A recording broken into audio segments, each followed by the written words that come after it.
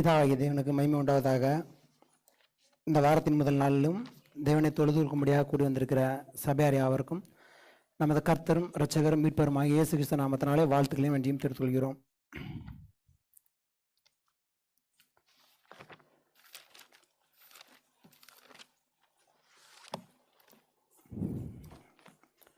தேவன் மனிதனை முதலாக படைக்கிற பொழுது இப்படியாக நாம் அதை வாசிக்கிறோம்.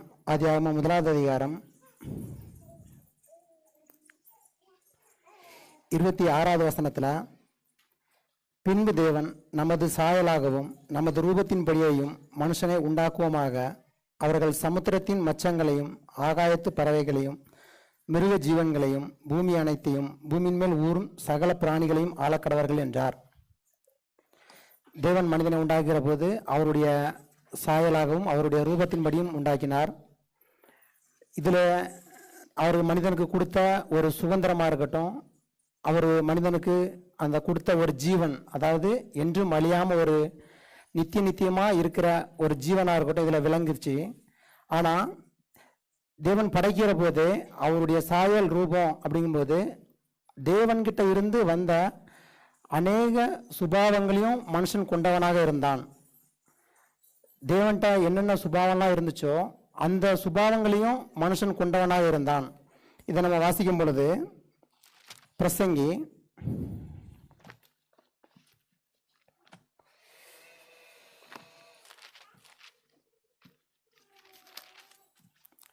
7வது அதிகாரம் 29வது வசனத்தில் வாசிக்கும் பொழுது, இதோ தேவன் மனுஷனை செம்மையானவனாக உண்டாக்கினார். அவர் படைக்கிற போது மனுஷன் எப்படி இருந்தான் அப்படின்னா செம்மையானவனாக இருந்தான். அவர்களோ அநேக உபாயதந்திரங்களை தேடிக்கொண்டார்கள், இதை மாத்திரம் கண்டேன். அதாவது தேவன் மனுஷனை படைக்கும்போது எந்த ஒரு பிழையோ எந்த ஒரு குறையோ எந்த ஒரு தீய சுபாவங்களோ எதையுமே வைக்காம அவரை ஒரு பரிபூர்ணமாக, அதாவது மனுஷன் நீதியாயும் சந்தோஷமாயும் சமாதானமாயும் இந்த பூமியிலே வாழும்படியாக மனிதனை படைத்தார். ஆனால் மனிதர்கள் அவர்கள் செய்த அந்த கிரியல் நிமித்தம், அவர்களுடைய அந்த ஆசை நிமித்தம் அநேக பாவங்களிலும் இக்கட்டுகளிலும் மாட்டிக்கொண்டார்கள். இந்த நாளிலும் நாம் பார்க்கிறது, தேவனுடைய சுபாவங்கள் மனுஷன் அநேகம் கொண்டிருந்தாலும் தேவன்கிட்ட இப்படி ஒரு சுபாவம் இருந்தது. சங்கீதம்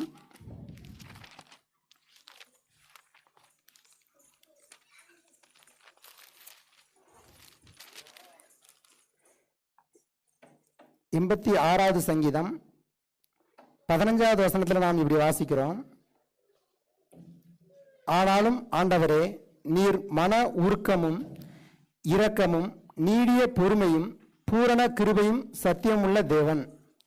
இதில் தேவன்கிட்ட உள்ள சுபாவங்கள் அநேகம் சொல்லப்படுது. அதாவது மன உருக்கம், இரக்கம், நீடிய பொறுமை, பூரண கிருபை, சத்தியமுள்ள தேவன்.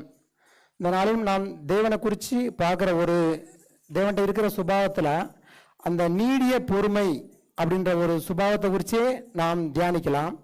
அவர்கிட்ட இருக்கிற அநேக சுபாவத்தில் ஒரு சுபாவம் அப்படின்னா அது பொறுமை.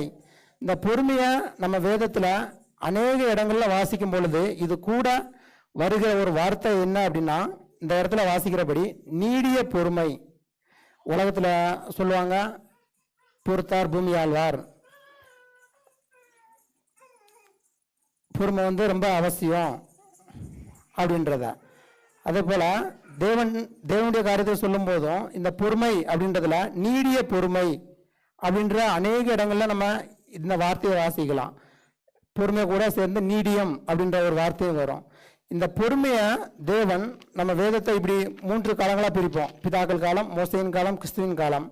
இந்த 3 காலத்திலுமே தேவன் எப்படி இந்த பொறுமை அப்படின்ற விஷயத்தை கையாண்டிருக்கிறார் அப்படின்றத பார்க்கும் பொழுது, முதலாவது பிதாக்கள் காலத்தில் ஆதியாகமம் 6வது அதிகாரம்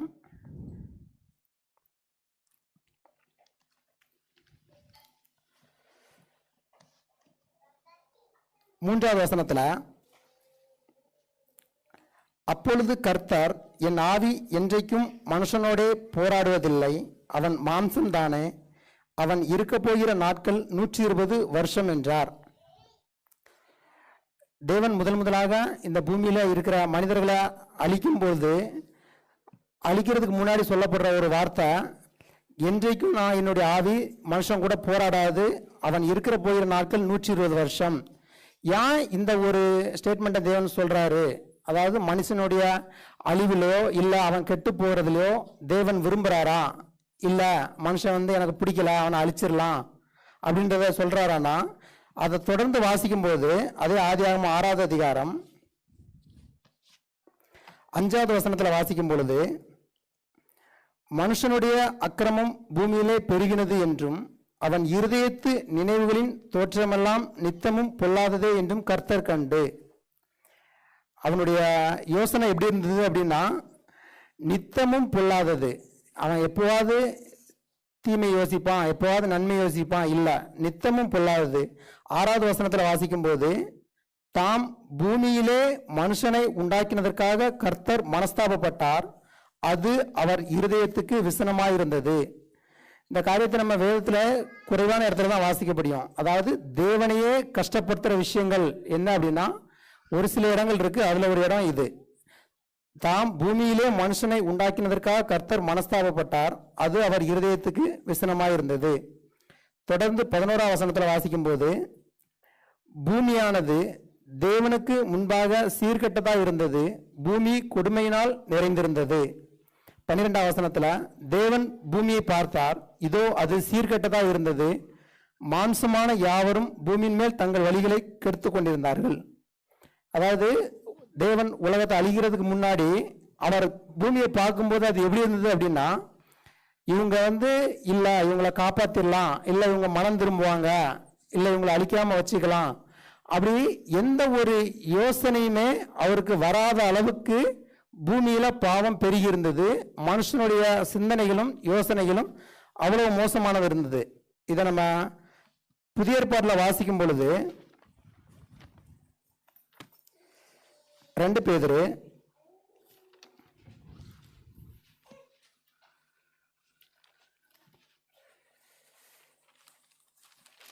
2வது அதிகாரம்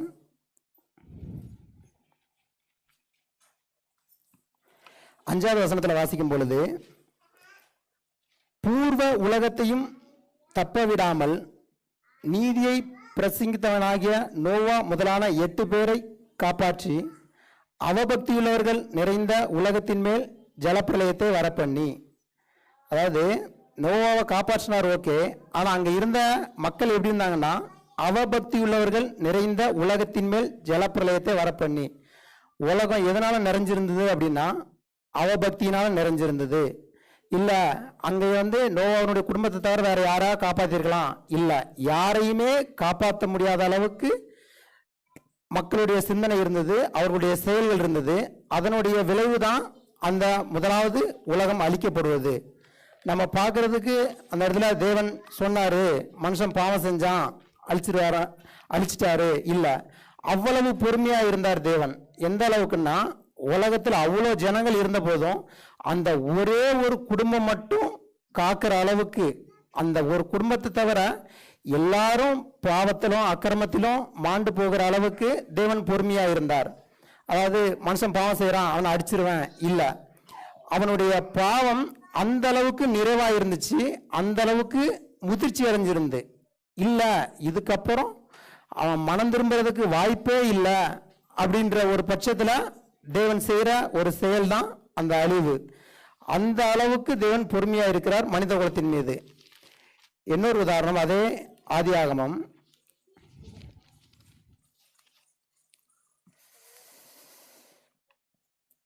18வது அதிகாரம், சோதோம் குமரா பட்டணம்.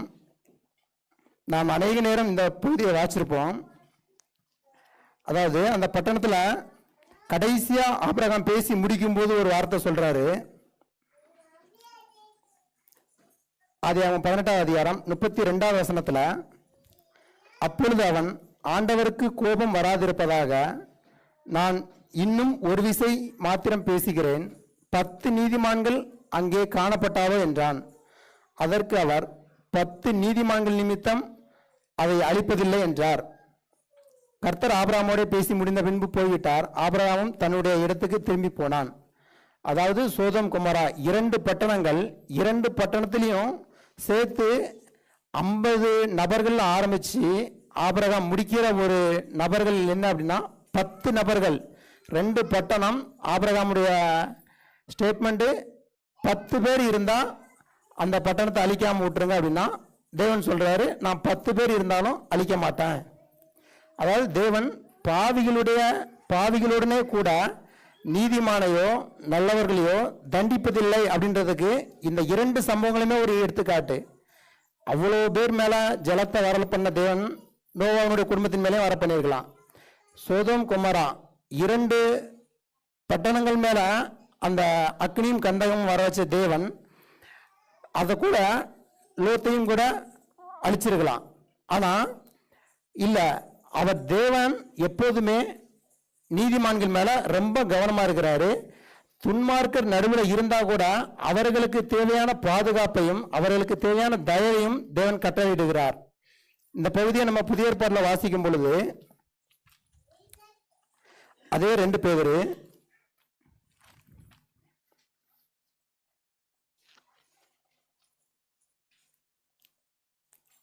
2வது அதிகாரம் 6வது வசனத்தில் வாசிக்கும் பொழுது, சோதோம் குமோரா என்னும் பட்டணங்களையும் சாம்பலாக்கி கவிழ்த்து போட்டு ஆக்கினைக்குள்ளாக தீர்த்து பிற்காலத்திலே அவபக்தியாய் நடப்பவர்களுக்கு அவைகளை திருஷ்டாந்தமாக வைத்து, அவர் அங்க கவிழ்த்து போடும்போது அங்க ஒரு எடுத்துக்காட்டு சொல்றாரு. என்னன்னா, கடைசியில பிற்காலத்திலே அவபக்தியாய் நடப்பவர்களுக்கு அவைகளை திருஷ்டாந்தமாக வைத்து, அதுக்கப்புறம் யாரெல்லாம் இதுல இவங்களை பார்க்குறாங்களோ அவங்கெல்லாம் அப்படி நடக்கக்கூடாது, இந்த ஒரு செய்கை நிமித்தம் அவங்க அழிக்கப்பட்டாங்க அப்படின்றதுக்கு அவர்கள் ஒரு மாதிரி. அவர்களுடைய பாவம் என்ன அப்படிங்கும்போது ஆதியாகமம்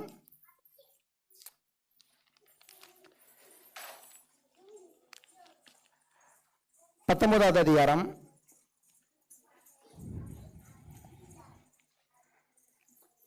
5வது வசனத்துல லோத்தை கூப்பிட்டு, இந்த ராத்திரி உன்னிடத்தில் வந்த மனுஷர் எங்கே? நாங்கள் அவர்களை அறியும்படிக்கு அவர்களை எங்களிடத்தில் வெளியே கொண்டு வாருங்கள் என்றார்கள். அதாவது அந்த சோதோம் குமரா அந்த பட்டணத்தில் இருக்கிற மக்கள் லோத்தை கூப்பிட்டு சொல்றாங்க, அங்க மனிதர்கள் வந்திருக்கிறாங்க, நாங்க அவங்கள அறியும்படிக்கு கூட்டுவாங்க, வெளியே கொண்டு வாங்க அப்படின்றாரு. அதிலே 4வது வசனத்துல வாசிக்கும் போது, அவர்கள் படுக்கும் முன்னே சோதோம் பட்டணத்து மனிதராகிய வாலிபர் முதல் கிழவர் மட்டுமுள்ள ஜனங்கள் அனைவரும் நானா திசையிலிருந்து வந்து வீட்டை சூழ்ந்து கொண்டு, அதிலே 11வது வசனத்தில் வாசிக்கும் போது, தெரு வாசலில் இருந்த சிறியோரும் பெரியோரும் ஆகிய மனிதருக்கு குருட்டாட்டம் பிடிக்க பண்ணினார்கள். அப்பொழுது அவர்கள் வாசலை தேடி தேடி அழுத்து போனார்கள். அதாவது 2 பட்டணம் சொன்னாலும் அங்க யாரெல்லாம் இருந்தாங்க அந்த லோத்தனுடைய வீட்டு முன்னாடி அப்படின்னா, சிறியோர் துவக்கி பெரியோர் மட்டும், வாலிபர் துவக்கி கிழவர் மட்டும். அப்படிங்கும்போது அங்க இருந்த அனைத்து ஆண்களும் அவர்களுடைய வீட்டின் முன்பாக வந்து அவங்கள தவறு செய்யும்படியா வெளியே கொண்டு வாங்க அப்படின்றாங்க.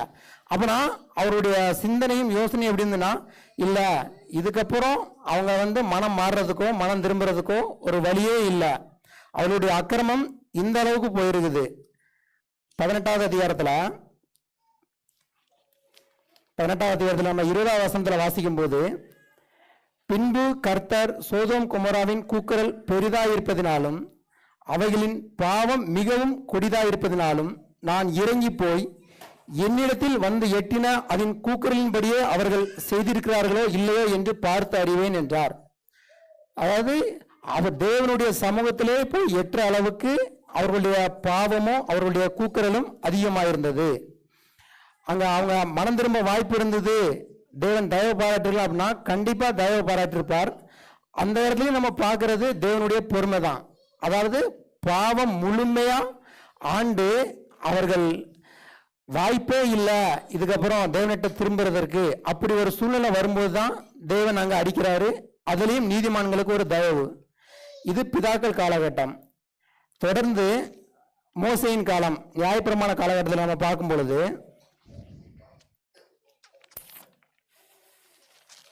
உபாகமம்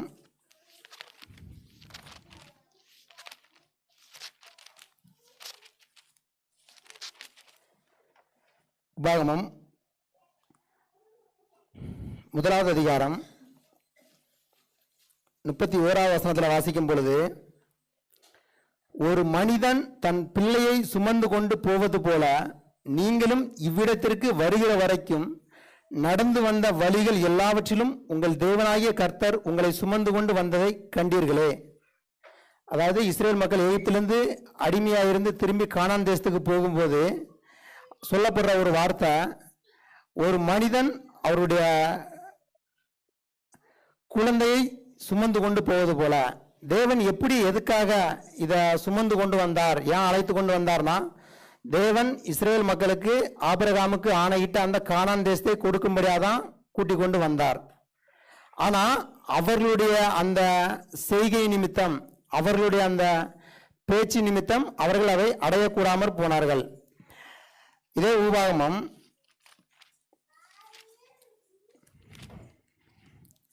32வது அதிகாரம்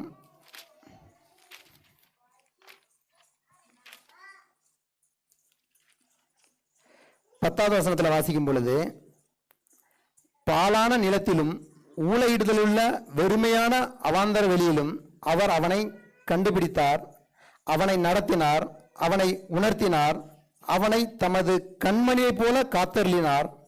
கழுகு தன் கூட்டை கலைத்து தன் குஞ்சுகளின் மேல் அசைவாடி தன் செட்டைகளை விரித்து அவைகளை எடுத்து அவைகளை தன் செட்டைகள் மேல் சுமந்து கொண்டு போகிறது போல கர்த்தர் ஒருவரே அவனை வழிநடத்தினார், அந்நிய தேவன் அவரோடே இருந்ததில்லை.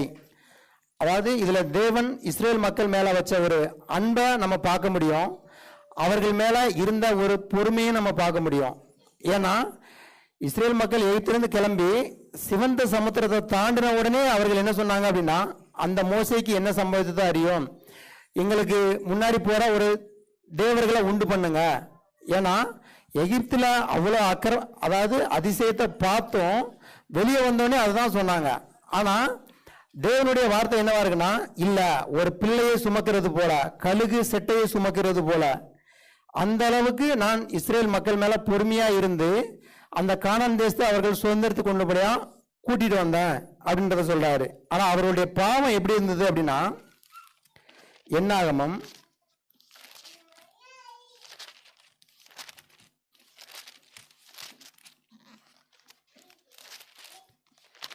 14வது அதிகாரம்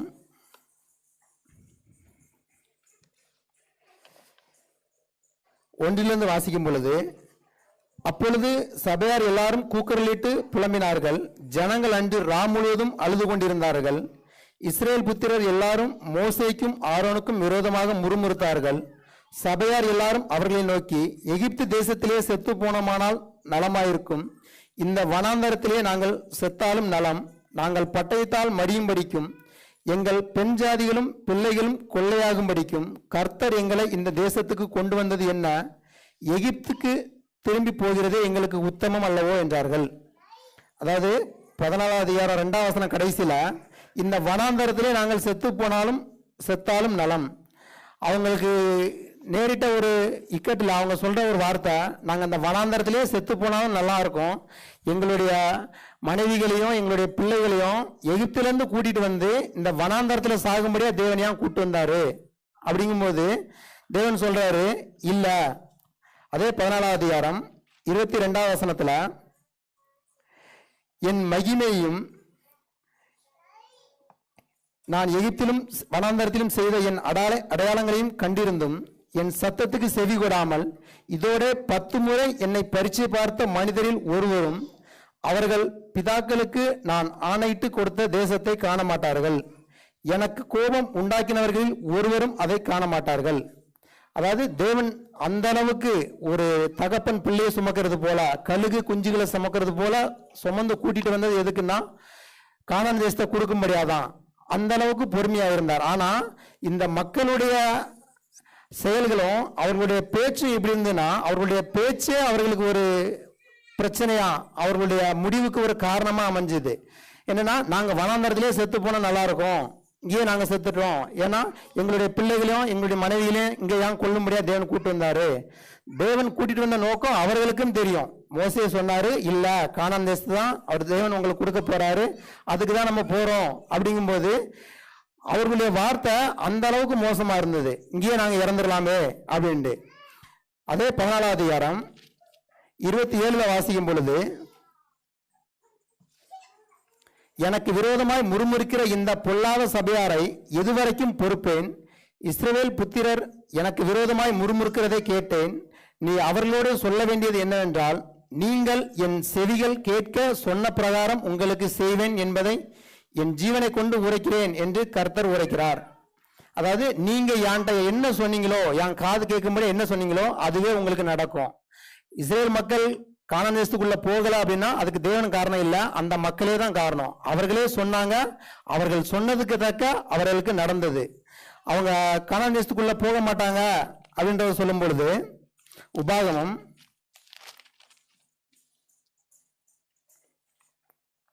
1ஆம் அதிகாரம் 35ஆவது வசனத்தில் வாசிக்கும் பொழுது, உபாகமம் 1:35, உங்கள் பிதாக்களுக்கு கொடுப்பேன் என்று நான் ஆணையிட்ட அந்த நல்ல தேசத்தை இந்த பொல்லாத சந்ததியாராகிய மனிதரில் ஒருவரும் காண்பதில்லை என்றும்.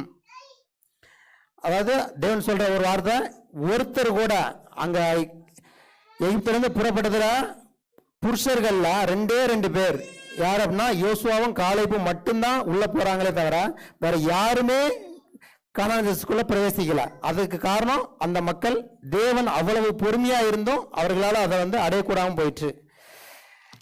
மோசேயின் காலத்தில் இன்னொரு சம்பவத்தை பார்க்கும் பொழுது, எரேமியா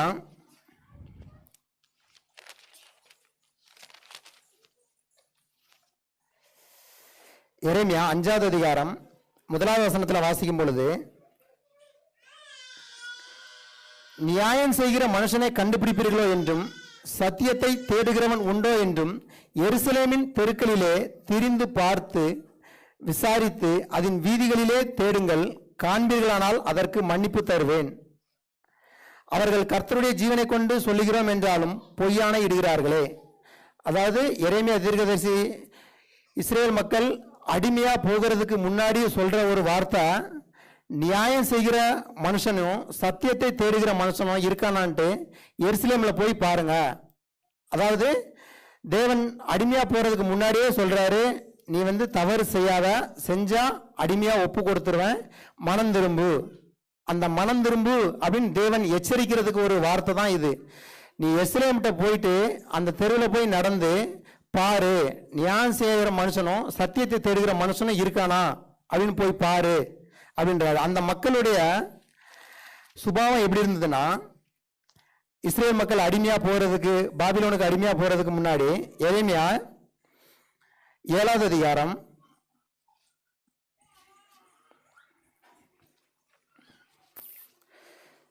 16ஆம் வசனத்தில் இப்படி வாசிக்கிறோம், நீ இந்த ஜனத்துக்காக விண்ணப்பம் செய்ய வேண்டாம், அவர்களுக்காக மன்றாடவும் கெஞ்சவும் வேண்டாம், என்னிடத்தில் அவர்களுக்காக பரிந்து பேசவும் வேண்டாம், நான் உனக்கு செவி கொடுப்பதில்லை. யூதாவின் பட்டணங்களிலும் எருசலேமின் வீதிகளிலும் அவர்கள் செய்கிறதை நீ காணவில்லையா? எனக்கு மனமடி உண்டாக அந்நிய தேவர்களுக்கு பானபலிகளை வார்க்கிறார்கள். அவர்கள் வானராக்கினைக்கு பணியாரங்களை சுடும்படி பிள்ளைகள் விறகுகளை பொறுக்கிறார்கள். பிதாக்கள் நெருப்பு மூட்டுகிறார்கள். ஸ்திரீகள் மாப்பி செய்கிறார்கள். அவர்கள் எனக்கா மனமடி உண்டாக்கிறார்கள். தங்கள் முகங்கள் வெட்கத்துக்குட்படும்படி அவர்கள் தங்களுக்கே அல்லவோ மனமடி உண்டாக்கிறார்கள் என்று கர்த்தர் சொல்லுகிறார். அதாவது இஸ்ரேல் மக்களுடைய பாவம் எந்த அளவு இருந்தது அப்படின்னா, தேவனை விட்டுட்டு அந்நிய தேவர்களை வணங்குறதுல இருந்து அந்த தேவனை அந்த அளவுக்கு தேவனை விட்டு மோசமா தூரம் போயிருந்தாங்க. இதனாலதான் தேவன் எச்சரிச்சுட்டே வர்றாரு, பாவம் செஞ்சுட்டாங்க விட்டுலாம் இல்லை. எல்லா தீர்க்கதரிசிகளும் அந்த அடிமையா போறதுக்கு முன்னாடி மனம் திரும்புங்க தேவன்ட்ட, அப்பதான் நீங்க அடிமையா போக மாட்டீங்க, மனம் திரும்புங்க, இதே சொல்றாரு. ஆனாலும் அவங்க அதை திரும்பவே இல்லை. நெகேமியால நம்ம இப்படி வாசிக்கிறோம்,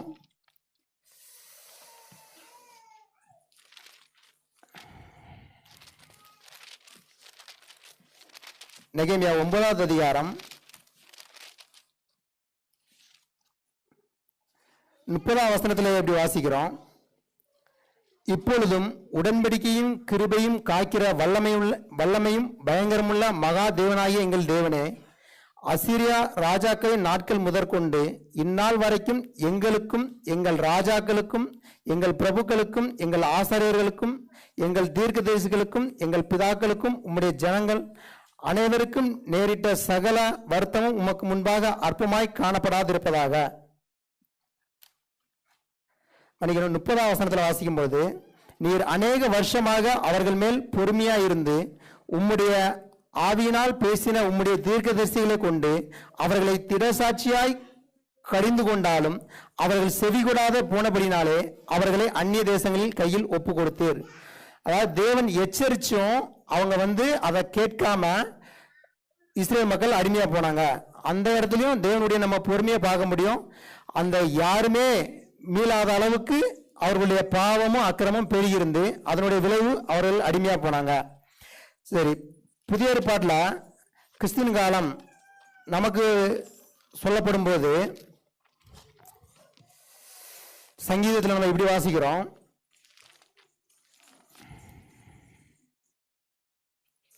மன்னிக்கணும் 2 பேதுரு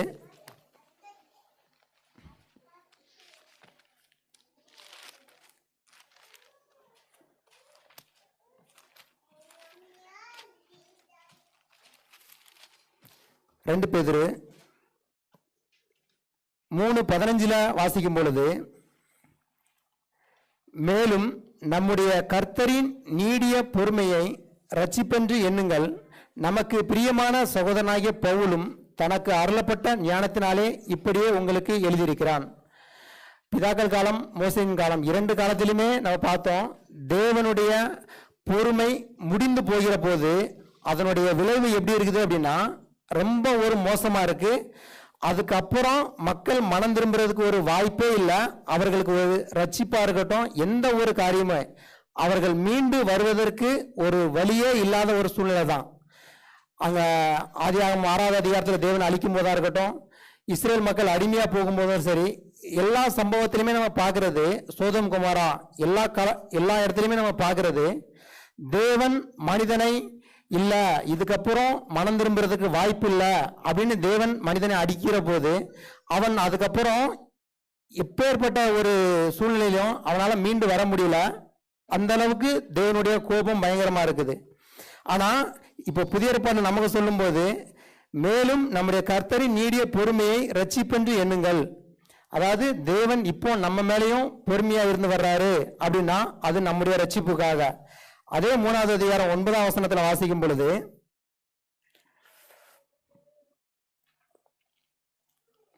தாமதிக்கிறார் என்று சிலர் எண்ணுகிறபடி கர்த்தர் தமது வாக்குத்தத்தத்தை குறித்து தாமதமாயிராமல் ஒருவரும் கெட்டு போகாமல் எல்லாரும் மனம் திரும்ப வேண்டும் என்று விரும்பி நம்மேல் நீடிய பொறுமையுள்ளவராய் இருக்கிறார்.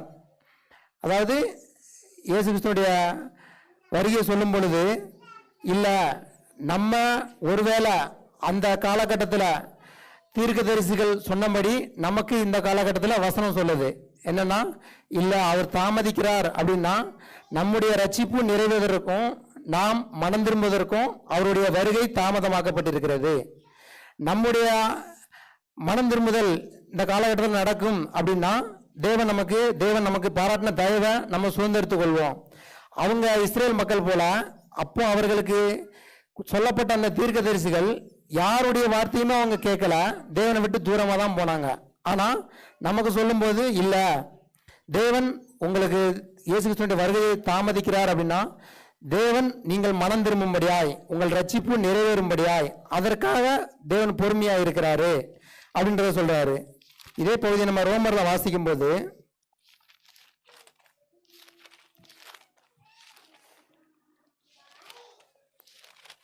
ரோமர் 2வது அதிகாரம்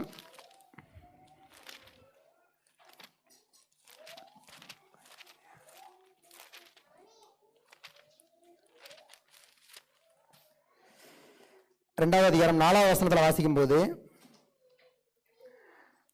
அல்லது தேவ தயவு நீ குணப்படும்படி உன்னை ஏவுகிறதென்று அறியாமல் அவருடைய தயவு, பொறுமை, நீடிய சாந்தம் இவைகளின் ஐஸ்வர்யத்தை அசட்டை பண்ணுகிறாயோ?